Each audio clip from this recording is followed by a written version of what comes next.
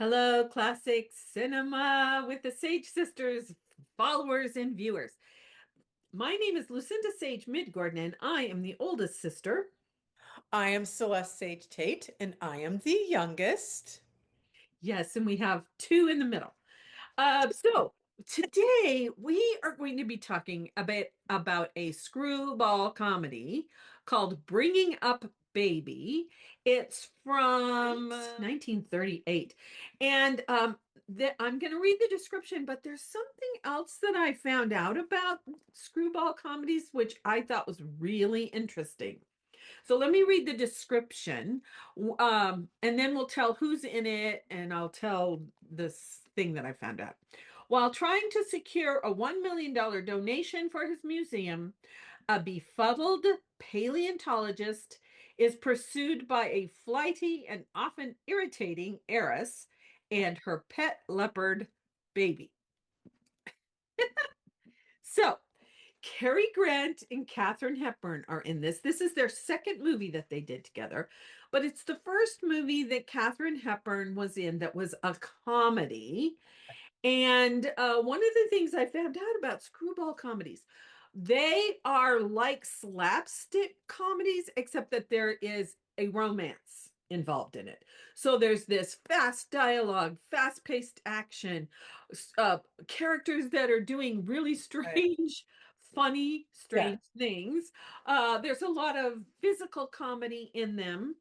But also I found out there is usually a female character called the Manic Pixie Dream Girl. And Oh, so it's usually a girl like the character of Catherine that Katharine Hepburn plays, whose name is Susan. Susan. Yes. And there's usually a straight-laced, button down middle follows this certain kind of a road character played by Cary Grant. And what is Cary Grant's character's name? All of a sudden, I can't think of it. Um, Oh, David. oh, that's right, David. Right. And so they meet, and usually the woman ends up helping him loosen up. So his character, Howard Hawks, is the director, and Howard Hawks said when this movie came out, it wasn't super popular, and he thinks it's Oh, because right. there are no characters in here who are normal. Right. All They're the not. characters are crazy. No. And that's what people always expected, that someone be the normal grounding, Right. and they're not. There isn't really anybody like that in this movie, No. except for maybe the lawyer, but we only see him a couple of times. Yeah. Yeah. Um, so, uh, so, so in the end, the manic pixie dream girl helps uh, the straight-laced guy loosen up and enjoy life, and Yeah. that's Because the he's point of this very movie. academic. He's Yeah. very Yes. intellectual and cerebral, you Yes. know. And Howard Hawks wanted him to kind of model his character after anyway, Harold Lloyd, that's his name, Yeah, and they also had including talked wearing the about, glasses. yeah, the glasses were a key thing, which is interesting because Christopher Reeve played his Clark Kent after David Huxley, Cary Grant in this movie. That's right. So Right. so it's that whole domino effect and influence that cinema has on each other. Right. Right. And On I think, characters, on right. storylines. Yeah. Right. Well, and another thing that's interesting, that they weren't too sure about Katharine Hepburn doing comedy because she'd been Right. so amazing in her dramas. Yes. And so the pairing of her and Cary Grant, because before this it had been, was it Sylvia Scarlett, I believe? Yes. And That was the first one. she was so open to just teach me, Yes. show me how to do this, because I she know. always, her desire was always to bring her best. Right. And the thing And that was and interesting the too is the guy they brought in to help her ends up being the constable. They Right, cast right. I was Howard going to say Hawks. that. Yeah. Yeah, I think that's funny how he used him too. Yes. Yeah. But also she talks about, I remember some years later, she had talked about how Cary Grant was a huge help with Yes. the physical part because, and this is what Howard Hawks was so amazed with, she was quite the athlete. Yes. And he was absolutely awestruck at her physicality. Yes. He said she could turn her body, she could do anything Yes. without a blink of just, she could just do it. And Yeah. I couldn't believe she, not only could she could do it without getting hurt Right. because she knew how to, she trusted her body and she knew how to use it in a way that was perfect Yes. for the slapstick screwballness of Right. all of it. So we're gonna see her playing golf. I mean, she plays golf in it. We're gonna see one Yeah. where she falls over a log Yeah. and she doesn't get. I want to show that little scene because it's so funny. You don't want Yeah. she's crying. Yeah. But Well, I and then was she gonna say, fall down the bank, the side of the, they played. she falls on top of him. And I I know. mean, every time I watch this, I think, man, they must have really got bruised up I know. because when they're on that journey, because what happens is the beginning of the story is he is at this museum. He is a Right. A paleontologist. paleontologist. He is building this dinosaur, It's a and brontosaurus. the brontosaurus, and he's missing one piece, the Right. intercostal clavicle, which is not really a thing. But Right. and so his fiance, who is even more straight-laced than him, they're due to get married. Was it that night or the next Well, night it's or the next day after he meets Catherine. and she talks about very clearly, they set this up so well. They have a colleague that's standing there, how the relationship is purely going to be academic Right. to build his career in And I and paleontology. I love what David says. You mean Alice? You mean and she's You like, mean no, something else? David. But and she goes, No, oh, David. oh, hey, it's going to be professional, and And he even kind her colleague is of, like, it's perfect because he goes, oh, and the colleague is even like, even his colleagues like, oh, oh, oh, that's not okay. good. That's not good. But oh yeah, that so it sets it up right away Yes, as being so funny. And but I wanted to go back to say Howard Hawks said that about all the characters are so wacky. But you know what? Over the years, it has become so popular, and yeah, a lot of filmmakers and critics think this is one of Howard Hawks' they best do. And movies. actually, I think he even said it was one of his favorite times filming because Mhm. everybody got along. Even when they weren't on camera, nobody went to their private dressing rooms. Everybody talked to each other. Yeah, yeah, And he really enjoyed that aspect that he had never experienced before. And I really appreciate that that gets very openly talked about. yeah. How, I think for a long time, when films first started being made, you treated the stars very differently. Then you They were did to be everybody else. revered and they were not to communicate with the rest of Right, the crew. right. And I think through filming, because when you look at the history of some of these actors, so many of them came from very poor backgrounds Right. or and broken homes, so to speak, a But mother of and course, that father. was not talked about in But you the didn't talk about that, right? It's just they were the stars, but he really enjoyed the entire crew, everybody. And he yeah, had never really experienced such community. yeah. And I think they all felt that way. And it helped solidify a very important friendship for Cary Grant and Katharine Hepburn. Yes, because they did 4 films together. Yes, and I think that's part of what you feel in Mhm. this film is their trust. Yes. Because these things that they have to do in this movie, you have to trust Oh, yeah. your counterpart. Yeah. Now it's hard to talk let's just talk about their meet cute to start with. Their meet cute is so Because great. it's so hard to tell. I mean, there's so many things that Right. happen Right. we won't be able to talk about all of them. No, But no. their meet cute is so funny.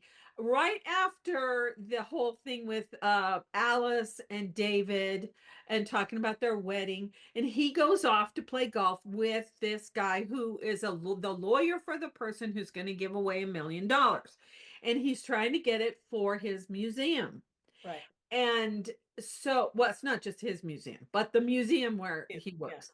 And he, he keeps talking to the guy about the money and not paying attention to playing golf. And so I think they call it, he hooks the ball and it goes over onto another green. Even it's not even, uh, In it's, the vicinity of the line that they're playing. yeah, it's not. So he has to go get his ball, and Katharine Hepburn is playing on that green, and Right. she thinks his ball is her ball, and so she hits it, and it goes off. And he's Uh, trying to describe to her, no, what kind of ball do you play with? And she says, well, I a play. She goes, PGA. well, this is my ball. Yeah, Mine's the PGA. And he goes, well, see, that's my ball. And she goes, okay, if you want to own a ball. I mean, she's so funny.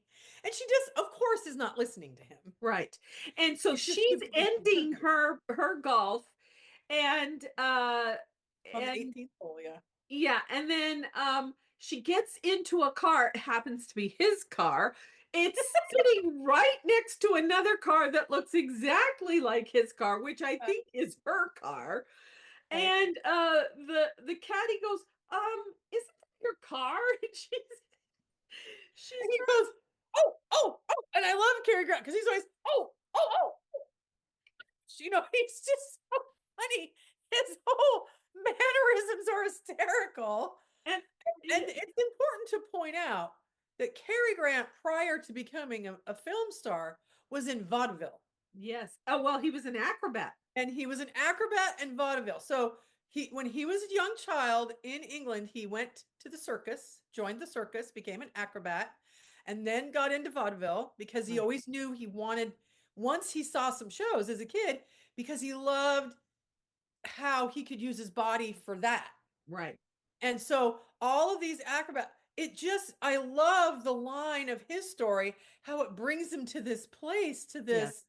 to this slapstick. So they both have this physical thing they can do. Right, That's right. why they play together so well. I think so too. But I the think, whole thing about her driving up, well, there's a car in front of his car, oh and yeah, so so she has to the way push the it out. parking is so I mean, weird. it's like amazing the car survives. But he says he keeps saying to Mr. Peabody, the lawyer, "I'll be with you in a minute, Mr. Peabody." He says about 7 or 8. The right times in the film. And so then he's on the side of the car trying to get her. He's hanging on because it's what do you call it? Convertible. A convertible, and he's hanging on, and she's like, your car, your ball. She's just like, so then of course they're riding off together, and that's hysterical. So they're meet cute, and that's the thing about these screwball comedies that I think every time in all these movies and these screwball, they don't really kind of recreate the meet cutes. They're all unique. Right. Yes. And that's really good writing, that Well, you can make the meet it cute is. so unique. Well, and in this And so case, fun the to meet watch. cute kind of continues that night when Oh yes. he's all dressed up in this tux because he's going to meet Mr. Peabody again, and she happens to be there, Right. and she Yeah, she's at the bar, and she's chatting with the bartender, doing and the they're olive doing this olive trick where you put it in your hand and you pop it into your mouth. And David's walking in, and the olive drops on the floor, and he slips on it. And she goes, and that Jamie, when we were watching, he goes, how do they not get hurt? I All know. these pratfalls, because it's Right. so physical. And he falls on his backside. And of course, she goes, oh. And then, of course, she goes, why are you following me? Why do you keep following me? And he's like, oh, of course, it had to be you. Of course it was you. You're And the there's one. a whole series of funny things that happens while they're at that happen. But it's another time, and they're having to leave because her dress gets ripped. Well, And and I read about there's this scene where there's a purse mix up and he thinks her purse and her person, oh no, that's not my purse, that's her purse. And the woman's like, no, that is my purse. And he's like, no, she handed me, Susan handed me this person. That's just funny too. And yes, then of course, who they meet with the whole purse mix up, he is a psychologist. And of course, their mental capacity throughout the film gets put into question, you know. So he just wants her to go away because he still hasn't had a chance to sit at the table with Mr. Peabody. right. And it's so funny because of all these series of things that happen between he and Susan. And they're on these stairs. And this came about by a real story that happened To Cary Grant. to Cary Grant, where he steps on a woman's dress and she walks away and it gets torn. And they have to do this very thing where he's walking close behind her so you can't see her undergarments. Actually, And what I read in the trivia was it was his zipper was down. He in didn't his know it, right, and his and zipper her got zipper stuck. got caught in her skirt. It's so funny. So he can't have a choice but walk behind her, right? So he's doing this, and Susan's like, what are you doing? And she keeps trying to walk away from him. And finally, she starts to walk away. She's had enough of him. Would you stop bothering me? And then she walks away, and then she goes to grab the back of her dress to walk away. And of course, it's not there.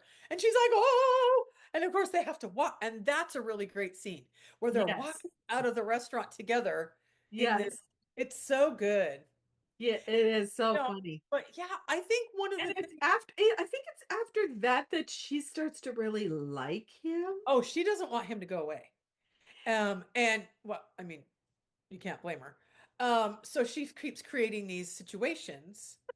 I love it when he's not wearing his glasses for the first time, and she goes, "You're Oh, so you're so beautiful without your."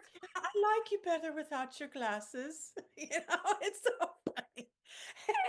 And then this is another really important, I think, interesting trivia as well is um, she ends up receiving this leopard from her brother who Yeah. sends it for their aunt. And they Yes, end up at this country estate where her aunt lives, who is actually the one who will give the $1 million to right, the museum. or not, Or not. She hasn't decided yet because he still can't seem to get together with Mr. Peabody. right. And of course, everything he's displaying to Mr. Peabody is their kooky. And he's Yeah, just a kooky. He's like, I don't know if that guy's okay. So, anyway, she gets David to show up there because she pretends that the leopard has attacked her. She's on the phone with him. And he's like, oh, Susan, Susan, Susan. So he gets there, and there is a series of things that happen. He's got the bone that was sent to him, the right, intercostal clavicle, and he takes it wherever he goes because he doesn't right, want it out of his sight. right. Takes it with him.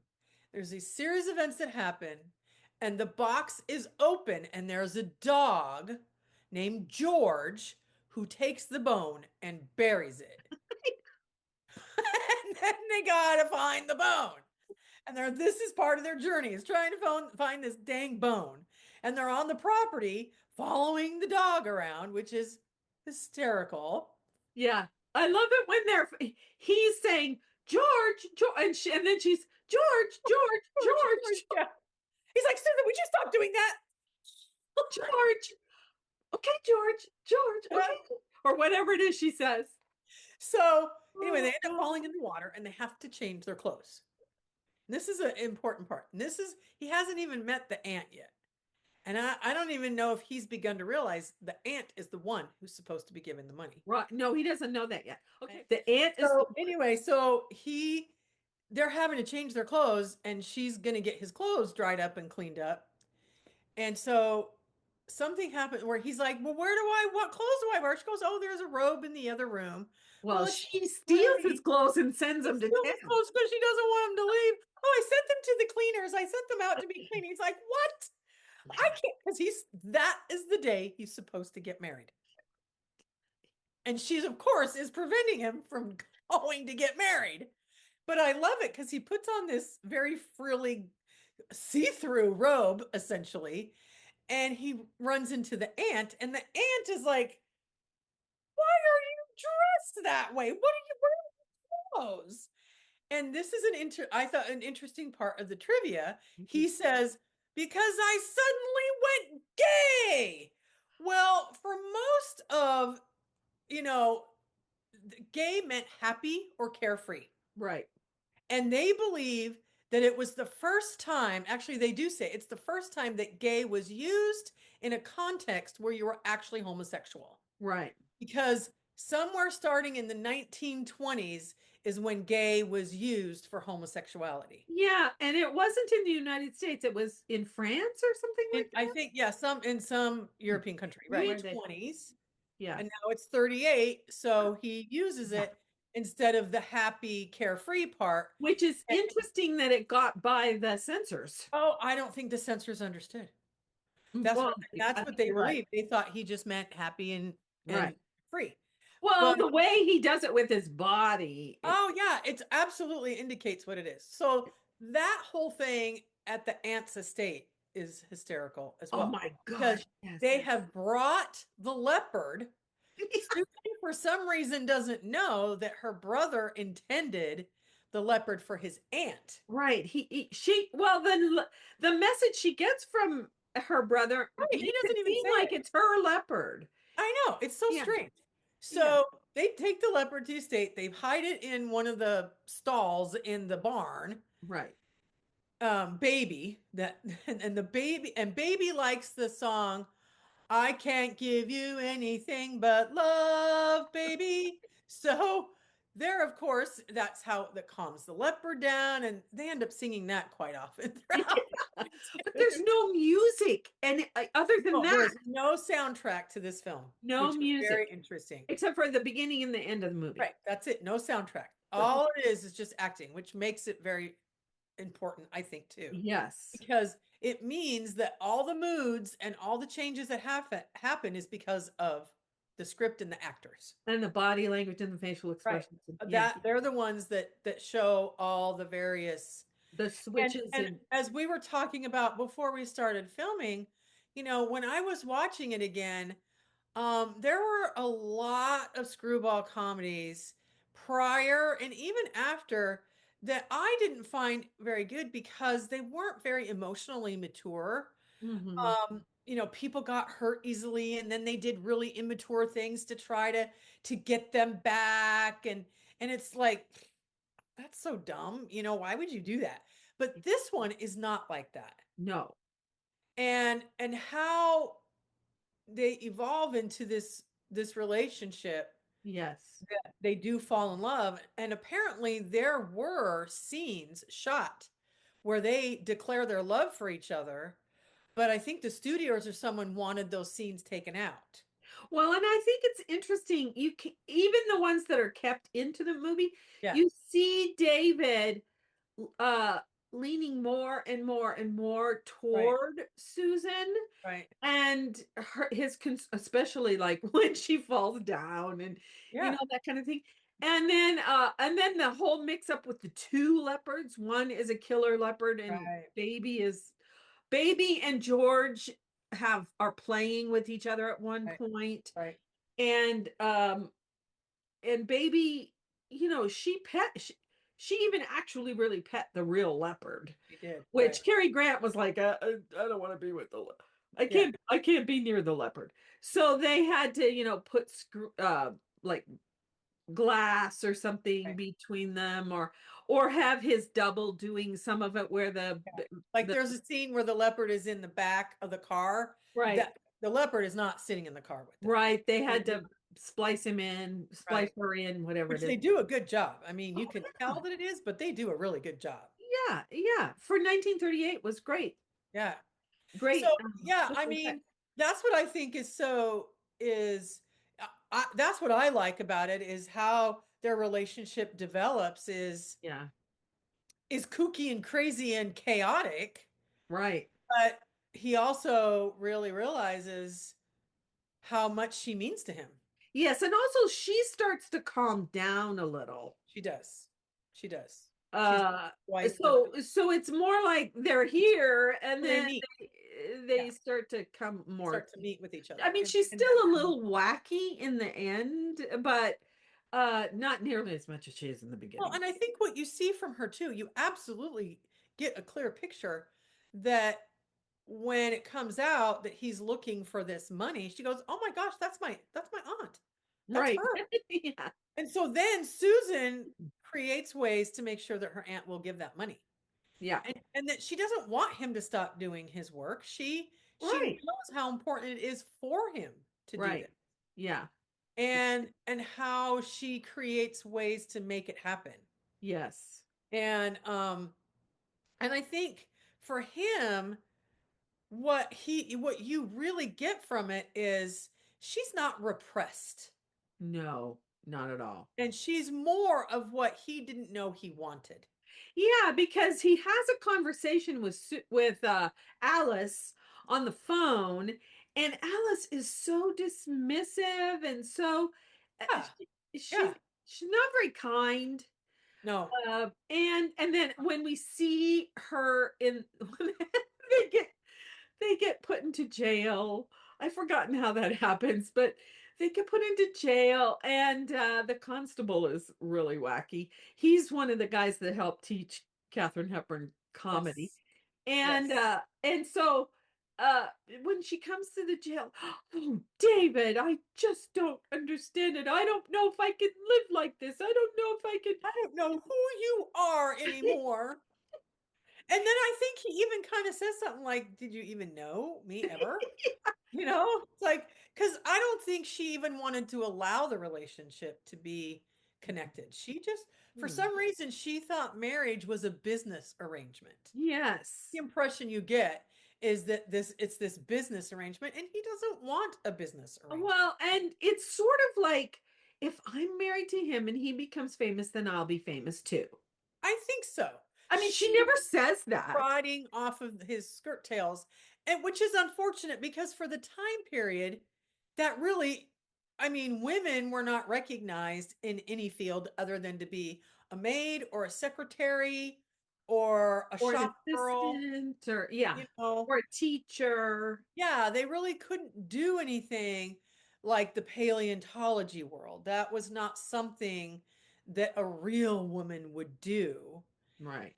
And of course, now we know women were always a part of those things throughout history, and they're finally starting to get recognized. But I kind of look at Alice's point of view, going, I think she was just looking for a way, like you say, to not necessarily wanting to ride his coattails, Be able to be but involved she in the wanted to be paleo. involved in it. Yeah, she wanted to help with his. She wanted to be a paleo, and maybe she had the education for it. We And don't know. maybe she had.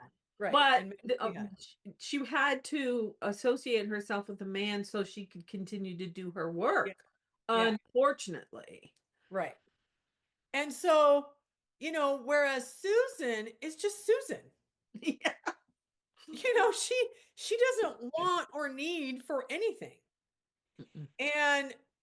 And she is very, yeah, you're right. She gets less chaotic throughout the film. Mhm. But I also think, it occurred to me too watching this again, he doesn't really laugh.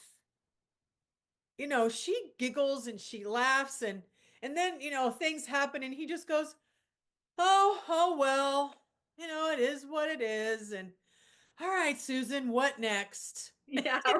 I mean, he kind of lets her take the lead because he has lost complete control over the whole scenario. I know. And he's just like, all right, what are we doing now? I know. Because not only she doesn't tell the aunt what his real name is. She Well, tells her aunt his name is Mr. Bone, you but she know, forgets to tell him. and she forgets to tell him, and he goes, "Oh, what have you done?" Yeah.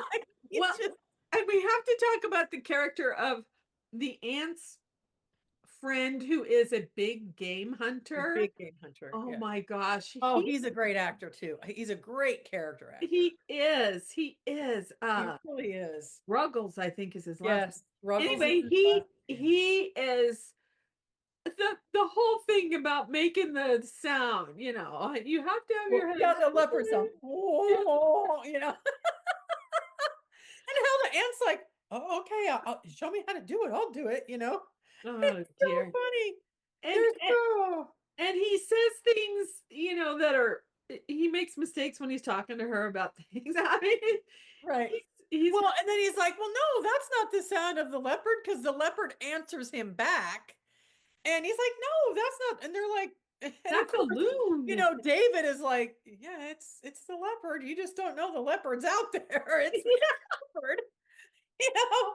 But yes, that's what these comedies are about is well, I mean, even sitcoms, things that never would really happen, but are so hysterical Yes. because you can't help but laugh out loud and just really a good belly laugh at the things that, first of all, knowing that this is her first comedy is amazing Yes. because there isn't 1 minute where she looks uncomfortable doing it and No. that she's trying really hard. Yes.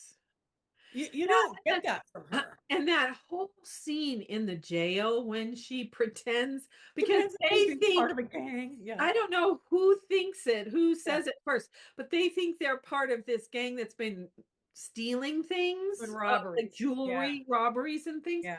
And so she just takes on that persona Yeah. so that she can go out and get out of the cell. And then and then she when they're all looking away, she escapes out the window. And gosh, she's so She's so hilarious. great. She's so great how she changes her little accent and Yeah. body language. And I mean, And David's like, what the I know he's watching her going, oh, he's just, and this is another one of those things that's so great about this too is there are parts just like you get in dramas where the facial expressions tell you so much Mhm. without any dialogue. Right. And Cary Grant is really great at that. He is. He has these things where he goes, "Ooh, ooh," I know. he has this, and the word is that a lot of times for his comedy, he felt like he overacted it But like he said that because about arsenic and old he lace. is, but he says that, I guess, I think it's I saw hilarious. his daughter some years ago talk about how her dad was like, oh, yeah, he thought he was an okay actor. And he goes, yeah, some of the comedy I did, it was just too much. And of course, she says, who feels that way? We Nobody. watch his films and nobody feels that way. No. No. Nobody, I mean, No. my own son, one of his favorite movies is Arsenic and Old Lace because we watch it every Halloween and Yes. every year we're laughing so hard. It's Yeah. just, Well, and the thing that I love about it is his body language is showing, and it's that way in this film. His body language, his facial expressions are showing his inner emotions. His yes. shock, Yeah. his awe, his what are you doing? His Yeah, right. okay, Or okay. I even guess I just, did. just complete surrender of, okay. Yes, yes, All yes, right, Susan, whatever you're going to yeah. do. And like when she falls over the log, he's like, oh, Susan, are you Yeah. okay? You know? Yeah. And I don't know. It's just I love it. I love it too when she brings the leopard that a baby's already in the Oh, jail. yeah. Yeah. Yeah, but she brings the leopard that's the killer That's the leopard killer with her, leopard. Yeah. and he defends her. Yeah. Susan, stay behind me. Here, give me a He gets chair. the chair and he's defending her from the leopard. And he finally says, "I'm trying to get it in the cell." Right, because she's like, "What are you doing? What are you doing?" It's like getting it in the cell, and she's like, "Oh," Oh, you know, you know. yeah. So It's there are so many things that happened in this movie. We can't talk right. about all of them. No, there you can't. But also, let's not forget. First of all, I can't believe this movie didn't do well. I know. But there's like Wizard of Oz didn't either, you know? So I think It's a that Wonderful Life. it is a story of Cary Grant and David and Susan's story, but the supporting cast is, sometimes you go, wow, Brilliant. it's just this great combination of Yes, people that was so well chosen to yes. play all their parts. Like, the groundskeeper, Jerry, Right. I mean, he's so silly. I know. He's just so beyond silly, which he always plays those He parts always he's talking to himself all all the time. Yeah. Yeah. it's not until he gets into the jail that he's talking to other people. Well, and he hangs out with the game hunter because they're going to go and get this leopard. Right. Oh, They're going to get the leopard, and that's a funny combination that they end up I having with that. know. I know. So Dear. but to me, this is a part of comedy that grows because nobody's grounded, everybody's silly, and it really teaches you everybody can be in a comedy.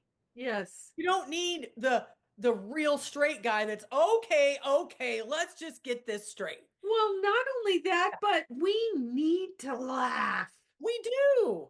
But this is another interesting thing too, and I know you know this, because this movie didn't do well, and Katharine Hepburn had ended her contract. Yep. She wanted to be a free agent. She Yes. wanted to be out on her own Yes. and choose her own films. Right. And because she did that, in combination of this movie not doing well, the studio that she separated herself decided to spread the news that she was box office poison, Right. which was cruel to And do. it was cruel. And it wasn't until the next movie that we're going to watch, Philadelphia Story, that she kind of got her career back. Well, she just went to Broadway. Yeah, That's the one thing about these women that we love in these classic films is they create their own stories I know. in their private lives, Yeah, especially with the studio system. right. No, they weren't afraid. No. Betty Davis, Olivia de Havilland, I mean, women after women. And then the different careers that the women have that let the studios guide them. Yeah, Very different when you yeah, don't know yourself well. yeah, And the precedents that these women set for female actors in the future. yeah. Barbara Streisand. I mean, Barbara, Barbara Stanwyck. Barbara Stanwyck, never afraid. Yeah, She stood her ground.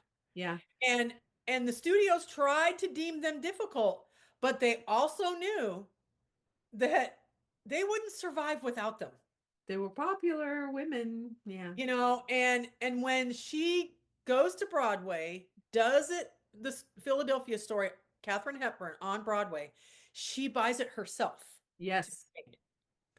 And And then they wrote that story for her uh-huh, specifically. yeah, yeah. I mean, because Broadway didn't think she was poison. No, It's very popular.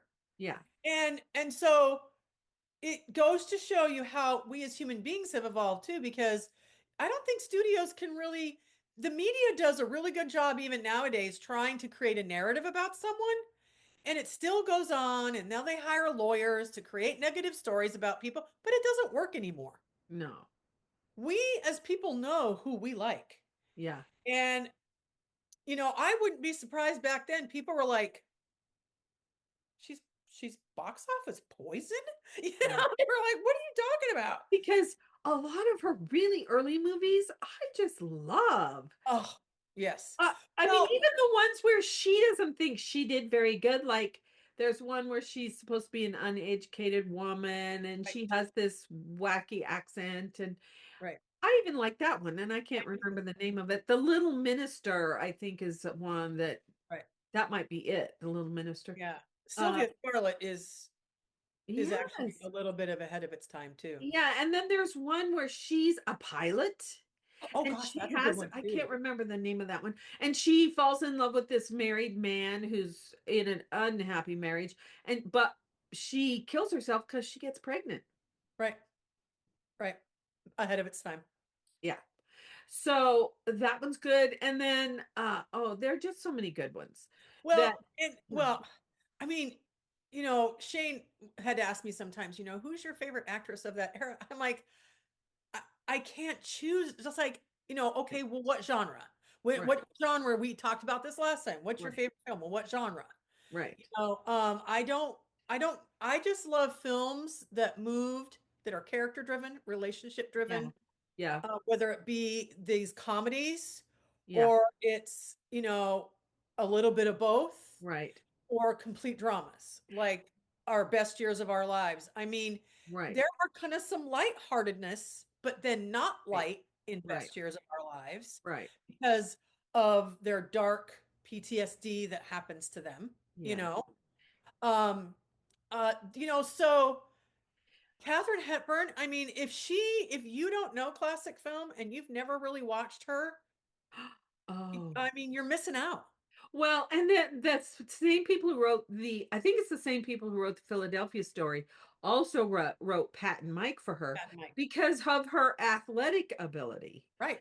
So, which is what Howard Hawks appreciated her about her Oh, he so so much in did. this And movie. and he said I could tell her to do anything and her body could just do it. Yeah, right. Yeah. Now, the other thing about not just screwball comedies, but slapstick comedies, a lot Yeah, of times they don't have really deep character development. right, And this one is sort of not super deep, but I right. think it's the beginning of some of those Cary Grant screwball comedies where the character development is more developed. The characters are more deeply developed. Right, right. Philadelphia Story happens to I would consider Philadelphia Story a screwball comedy. I consider it the combination of all of it Yeah, because because he's the character, right, Cary Grant's the character who's like the pixie dream girl, except he's a man. And he's not quite manic, no. but she's the straight-laced one in Oh that yeah. story. But Yeah. once again, Katharine Hepburn could do it. Yeah, so she could do She, both. in Yeah. all, So this one is the beginning of her I think it is the developing beginning. the Yeah, beginning of her developing the comedic right. things that she uses later on. Yes, she does. And I think that's what we like about a lot of these classic films is it really is, a docu-series of these actors' lives and how they evolved in their acting. And Yes. a lot of them eventually were able to have more free choice for their roles that they Right. took. Yes. And, Cary Grant, it needs to be mentioned. He did something very monumental that really started this thing off for people. He became extremely wealthy because he had written in his contracts that he would earn a certain amount of money for every film that was released. Yeah, he got a percentage of the He box office. got always made sure he got a percentage. And the story goes that once he started that, it took a long time for him to negotiate that because the studios didn't want to do that. No, of course not. They wanted to own everything. And Right. he was so intelligent, he knew, no, no, no, no. Yeah. We're the ones that sell this for you. Yeah, We and deserve to have a take in this. I can't remember, but he might have been one of the first ones that went free agent. I think he is one of the first ones. But he even mentions it somewhere in his biography somewhere. I've watched so many biographies on him that he knew he could do it because he was a man. Right. And he always felt like the women, not even way back then, there were men, Clark Gable being another one, that were just appalled that women were not making the same money. I know. And they were also a part of that cusp of equal, the whole civil rights. Right. They didn't like how black people and people of color were treated in film Yeah, right. and how they were portrayed. I know. They were always trying to advocate for them, Yeah. but they were always shut down, Yeah. shut down, shut down. Yeah. So, these, the Hollywood that we have now, the acting, so much is to be grateful for these people that came before them. And Yes. I truly believe because Shane, he'll follow people that talk about the classic films and what they meant to them and why things meant a great deal to them because of the very things we're talking about. How they were able to get certain contracts, how they were able to start getting more equal pay, blah, blah, blah. Yeah. Olivia de Havilland, they still call it the de Havilland, That's right. because she thought she went to court against her studio because they were treating Yeah, her like a slave. they were. And it was all about labor laws. Yeah. There was no child labor laws back then. And then when there finally started to be, the studios were still trying not to follow some of that until someone called foul Right. and went, no, no, no, no. Yeah. This is for everything, Right. not just factories. Yeah. So let's get back to our story. So I just started thinking about it though, bringing up baby. There's other things that happen in it too that really make it a story ahead of its time as well, because this film actually treats the women like they're equals. Yes. It's never indicated that they should be a nice little wife. Right. Not once. And I think that's pretty amazing. Even her aunt, she's got all this money. She lives independently on her own. She doesn't have a Right. man telling her how to live her life. Right. And we don't know if she was ever married or not. Right. It's not, it never mentioned. None of those things never even get talked about Right. because it doesn't drive the story. But No. what you do definitely get is women don't need men Right. to be, they're all, like I said, equals. It never is mentioned that when he marries Alice, that she's going to be the good little wife. Right.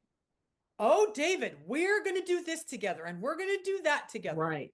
When Susan and he end up together, it's a similar situation. She has ended up with the money and she's going to give it to him. And Yeah. she's worked out a way that he can continue to keep the museum going Right. because of her own money. Right. And she wants to, and he's so grateful for it because Yeah. once again, this is a huge thing that women end up with money Yeah. and know how to manage it. Right. And Exactly. it's never like, oh, a woman's managing her money. Yeah. It's just a And thing. It's just a I natural thing. I just watched the movie again, and I think the house that they end up with on those large acres, it doesn't belong to her aunt. I think it belongs to her. I think it I belongs to kind of get that Susan. impression. You might be right.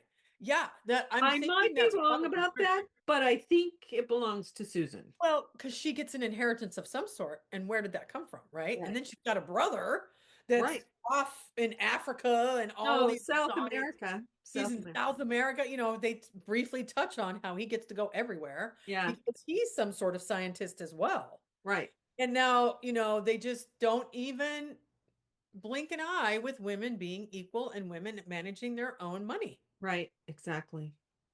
It's just a natural state of things. And the men, how they treat them. Yes. The lawyer, he's not going, oh, I'm going to make this decision for, this woman. Oh, no, it's up to her Right. to do this. Right. It's not up to me. I think that's really great how it's just this organic process that happens in it. And Yes. no one's going, oh, why are women doing that? Right. Never, not I know. once. Yeah, really. And I love that part of the movie. I think that's really great I do that in too. 1938 it's just this organic thing that's happening, and even the writers and Howard Hawks, they don't even put it into question. I know. That's It's right. just this thing that it's just the way they're living, Yes. which kind of gives you, there are so many movies 1938 that move forward where women are lawyers and doctors, and Mhm. that's what we love about these films. It's just this organic thing that happens Yes. in these movies. And to think in 2025 that we still have some of these ridiculous conversations is beyond me. I know. Yeah, So really. it's ahead of its Really, time. It's so ahead of its time. it is. And And it's wacky until the end, but in the end, we're so happy that they end up together. yeah, I mean, he doesn't even question that I'm getting money from a woman. Right. He's just Exactly. grateful. Yeah. He's just grateful to have it and that he gets to continue to do his work. Right. Exactly. Which he's going to have to do again because the poor brontosaurus gets destroyed at the I love it. I love it when it gets destroyed. You know, she's on the ladder and then she Yeah. grabs and crawls over the brontosaurus and sits up on the Yeah. scaffolding with him and it falls apart. No, David, I'm so sorry. And he goes, oh, oh well. And then he kisses her. You know, it's like, whatever. And, you know, I think that's a good metaphor for life, quite frankly. Yeah. I have no control over certain things that happen That's right. whatsoever. And it's like, okay, well, you built it once, you can build it, and you'll know better where everything goes. This makes And she brought him the yeah, intercostal she bought him his clavicle. I found it, I found it. And I Yeah. think that's so funny too when they're following George. She laughs at the things that George has buried. Look, David, another boot. It's so funny. It is. It's hilarious. Well, the thing about comedy too is timing. They always talk about comedic timing Right. and how she seemed to just fall into it very easily. Yes, she You know, did. and I think until you do it, you don't understand what that really means. Yeah. Until you're in that moment of having to have the Yeah. appropriate comedic timing. And, you know, because through the years, they've talked about, you know, stand-up comedians or comedians becoming dramatic actors. Yeah. And dramatic actors actually have talked about both. And they're like, it's harder to be funny than it is to be serious. Yeah. Yeah, I mean, when I was acting, I was in some comedies, and what the approach that we took was what my character was doing was I believed in it. I believed it was Oh yeah. serious. I believed it was, it was grounded in my, my character's reality. And then it becomes funny. Well, I mean, It you know, has a isn't that, potential to you know, become isn't funny. that the way it always is? You have to believe in who you're playing, Yeah, or right. you can't do it. Right. You don't feel connected to that. Yeah, exactly. And it's always so interesting to read, you know, any movie that you're interested in and they have trivia, who they would have had in mind Yeah, to prior to the people who end up with the parts. right. And I would say, you know, 99% of the time I go, oh, yeah, no, it couldn't have been those people. I know. I say that same thing. Yeah, I'm like, oh I no, I can't am really see so this. grateful who ended up with that. Yeah, I can't see this person playing the part. Yeah. But maybe it's because I'm so used to the way the person did play the part, Well, and yeah, and that could be too. And maybe because we appreciate their interpretation of it and Mhm. how they uh found it in themselves to be these parts, you know. Yeah, right. Um, you know, I can't remember what we were watching and they were talking about the actor, the main you know, the star said sometimes it's a little dangerous to get too involved in your character. Oh, definitely. You know, you it's a fine line Yeah. because Well, Heath Ledger is a perfect example of that. he is a perfect example of it. Right. And many actors. I think River Phoenix was another one. Oh, yeah. I think Yeah. there was a lot of things that he got himself involved in emotionally, playing parts that became just overwhelming for him. Yeah. And yeah, Heath Ledger is another one. And when he was playing the joke, it was hard for him to come down from that. Oh, yeah. Um, and you hear about that. Jim Carrey did some parts where he was like, "Oh man, I had to go into some deep therapy after doing that." Yeah. And this is the thing. People go, "Why? It's just a part." But we now know through research and science that your brain does not know the difference if you're acting it, if you're remembering it. Right. It's in that moment. Your cells are in that moment. That's So exactly right. when you're playing a part where you've got to abuse a woman and you're a woman being abused, that's a cellular thing that happened and your body viscerally responds to that. Yeah. And Um, people who don't act don't understand that. because Right. you have to suspend who you are Oh, to be yes. this other person. Yeah. But still, the energy that goes into that, because you really have to be angry. So all of these comedies and all this stuff we're talking about are, that does affect you. Yes. Robin Williams even talked about, Yes. because we know him as the funny guy, but he wins this Oscar for this amazing role, an amazing movie.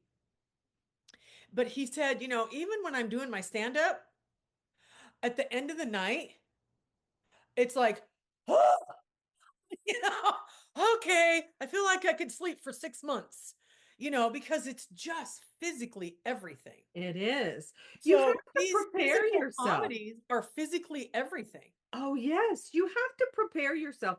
When I mean, I would start preparing myself early in the afternoon for an evening Of performance course, of course. because, it's you got it's a headspace thing. You Sure, have to sure. get your head in the right space Right, right, and an emotional right space right, too. right.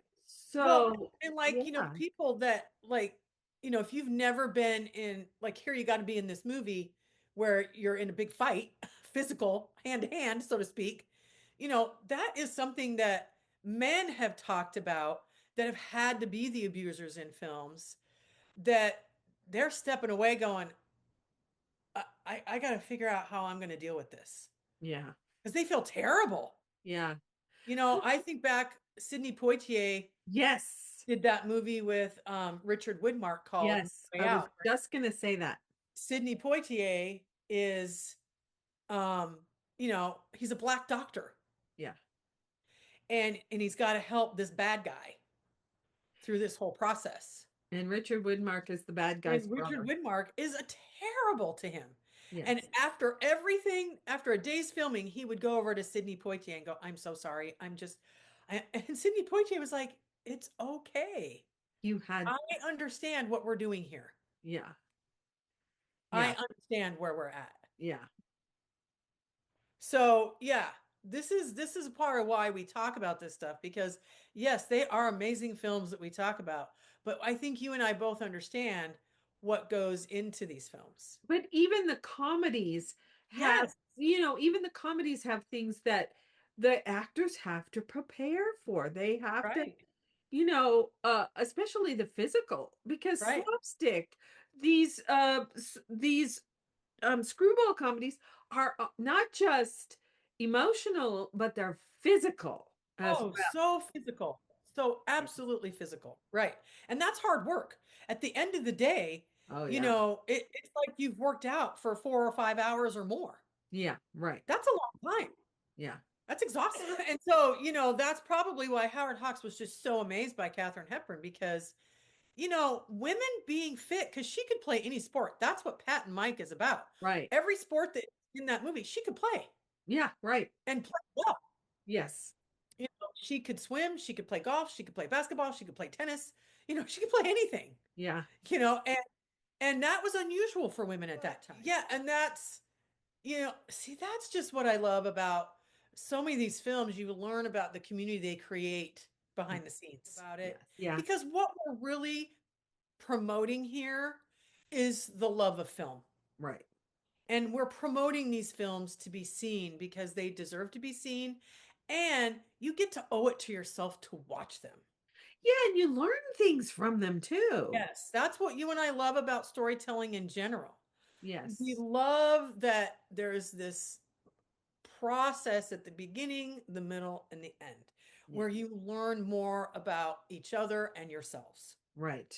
Human being, learning about being a human being. Right. Learning Yeah. how to be with each other too. Yes. As we are a community. Yes. And then and that's what these stories that we love is even the comedies, the screwball comedies. That's what makes them good. Yes. And we just want to laugh. That's right. Now, the next film that we're going to watch is another Katharine Hepburn, Cary Grant pairing, Yep. The Philadelphia Story, Yep. and it was written specifically for Katharine Hepburn. And Okay. so, but the thing about the Philadelphia story is there are elements of the screwball comedy in there Yes. with the whole thing about Jimmy Stewart and Katharine Hepburn Yeah. going for the swim and then coming back. Well, But and this is another it's one of those stories you go, how did it make it past, the censors. the censorship? Because there's some elements in there you're just like, whoa, Yeah. the uncle, Yeah. the uncle Oh, that, I know. you kind of go, whoa, But it has its serious parts too. It's Yes, it serious does. themes, Yes. which Bringing Up Baby, I'm not sure has any really serious themes except that you don't want to live this life in a little box. You want to expand your life. That's kind of the theme for me for Bringing Up Baby Yeah. is you need to And live she's an a expansive joyful life. person. Yes. Yes. You need to, yeah, right. So we'll talk about themes of Philadelphia Story when we watch it. And yeah, I after that I was thinking maybe we could do You Can't Take It With You. Yes. So that's the next You few. can't take it with you. Oh, one of our dad's favorites as well. Oh yes, yes, yes. So thank you so much for watching and don't forget to like, subscribe, and share the video with other people. And I'm learning how to expand our reach a little bit. And so I appreciate you guys being here and listening to us talk incessantly about how much we love Yeah, this and movie. I hope you help our community grow because we're having fun. We I I'm tell people about it, whether or not they join, I don't know, but I always go, oh well, I don't care, we're having fun. we are having fun. I'm gonna have a test. Yeah, it's fun. So So thank you, everybody.